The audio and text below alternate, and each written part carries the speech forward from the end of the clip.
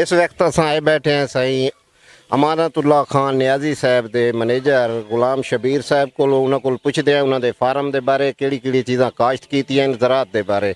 अस्सलाम वालेकुम। वालेकुम सलाम। क्या हाल है साईं? ठीक अल्लाह पाक दा शुक्र है। अच्छा ये दसाओ साईं तुसा केड़ी फसल केड़ी शायद बागात लाए हुए? बागात सारे कोल जी 175 एकड़ टोटल। इसके अंदर तकरीबन सारियां वैरायटियां लगी हुई हैं।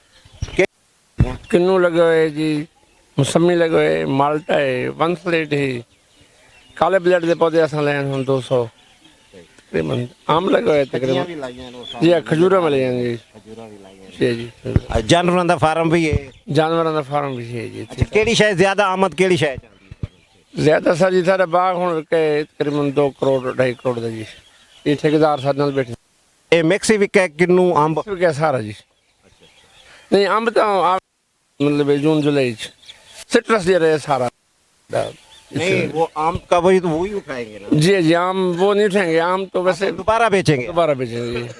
2 करोड़ का आपने किन्नू वगैरह बेच दिया? जी जी बिल्कुल।